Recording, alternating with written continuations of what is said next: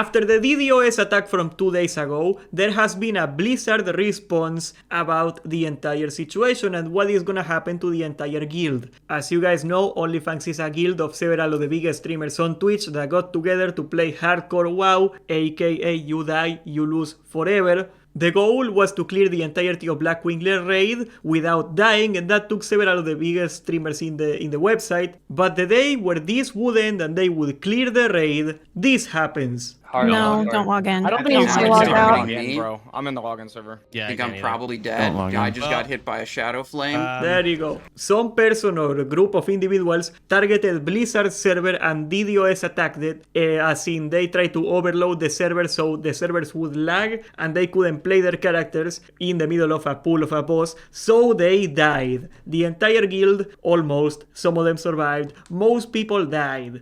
And that made Sodapopping, the leader of this guild, to cancel the project, because how could you do a raid when people are just gonna get attacked, the server is gonna get taken over and they are just gonna die? He said himself he reached out to Blizzard for a rollback, and that's the news we got today. Greetings, we have recently experienced an unprecedented denial of service attack that impacted many Blizzard game services, including Hardcore Realms, with the singular goal of disrupting the player's experience. It was a targeted attack at the guild itself to ruin their project. As we continue our work to further strengthen the resilience of the WoW servers and a rapid response time, we are taking steps to resurrect player characters that we lost as the result of these attacks. So they are breaking their policy and they are rolling back the deaths of all these people that died during the attack. Now that is a first one. Blizzard had a very strict policy of no appeals before, so if you look at the response here, unlike many other ways that a character can die in hardcore, DDoS attacks are an intentionally malicious effort made by third-party bad actors, and we believe the severity and the results of the DDoS attacks specifically warrant a different response. So they are basically saying,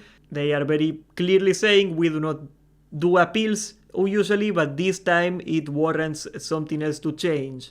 Now they say some sort of legal clearance thing, okay, something like they say, in the future, Blizzard may elect at their sole discretion to revive hardcore characters that perish in a mass event, okay, pay attention to that word, which we deem inconsistent with the integrity of the game, such as a DDoS attack. So they are saying that in the future, if this happens again, they might resurrect the characters again. Our broader stance on character restorations on death appeals has not changed.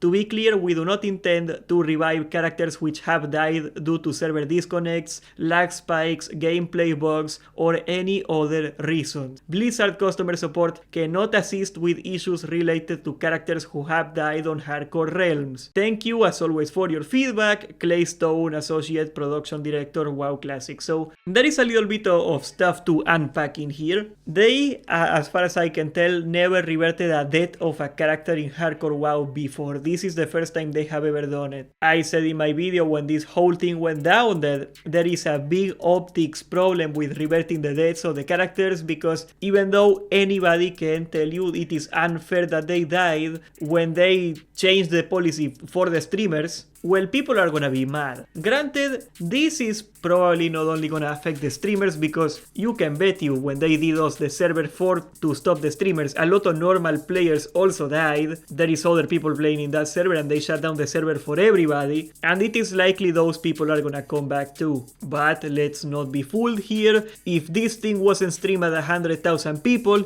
they would have never done anything about it. They got spooked when Sodapopping said he was gonna cancel the entire project. And I mean, put it from his perspective, I don't think he was threatening to do it. I don't think it was him trying to leverage over Blizzard. It's the simple reality that how could you expect to do this if somebody can just take down the server whenever they want? And Blizzard had a very big economical interest in allowing OnlyFangs to continue, because Blizzard knows that it's a lot of free publicity and a lot of people that do not play WoW are now looking at WoW, so they want want OnlyFangs to at least come to a reasonable end, because otherwise that would look very poorly on Blizzard. But in a way, and I guess this is the reason that people are mad, people feel that they are putting the desires of the Twitch audience, of the quote-unquote the normies, the people that don't play WoW, over the autochthonous WoW player base. Now, I want to propose to you something a little different today. Let's look at like what they are losing and what they are gaining. Because let's look at a different scenario where they didn't do anything. And let me assure you, I do not envy the position Blizzard is in. There is nothing they can do to look good in this situation. They will not come out to this looking good. The truth of the matter is their servers are seriously terrible, and that's why they are so easy to take down that anybody can do it, and there is no end in sight for that happening. So salvaging this situation on the PR sense, it is not gonna be easy. But okay, imagine they didn't do the appeals. Imagine they didn't revert these debts. Look at the signal that sends to the people that do this, because this isn't the first time it happened. In the Race to World First in Retail, the latest one, the Undermine one, they also DDoS the servers successfully, made a lot of guilds fail at their raid, and that messed with the entire race. There has been a group that keeps targeting Blizzard infrastructure when there is a big event in the game, and we do not know what their goal is. Honestly, from the scope of these attacks, because it is not easy to take down a server of this size, I think there is something going on. I don't know if it's some ransomware. It could even be you wanna go full tinfoil hat. It could even be a foreign government just targeting American infrastructure. It could also be a bunch of Russian idiots that don't have anything to do on the weekend. We don't know. But the thing is that if Blizzard just said, okay, you are dead, we are not gonna do anything about it, that kind of rewards the DDoS people. That just kind of reinforces their actions. They were perfectly able to shut down a big event that was going on for months, and they were able to do great harm to the game and the streamers and Blizzard, and they can walk away scot-free. So in that sense, I kinda understand why Blizzard wanted to revert the debts, just because otherwise the people that are DDoSing the servers, those people win. And you can bet you they are gonna do it again. And that's another thing, and this is the Pandora's box, this is the rabbit hole we are getting into. They got DDoS once, and they get their characters back once. What is gonna happen the next time that they raid? Because you can bet you they are not gonna fix the server infrastructure, and they are not gonna become more resilient to these attacks. Like, maybe they are investing into fixing it. That would cost a lot of money. Any solution that would make you survive, resist all these attacks will cost a lot of money that they are probably not willing to invest. But even if they did, you cannot beef up your servers in a week. This takes months of work. So what is gonna happen when they do the raid again and they get DDoS'd again? Are they gonna get their characters back again? How many times is it gonna happen? Like, are they gonna go on the 5th time they get DDoS'd and the raid dies?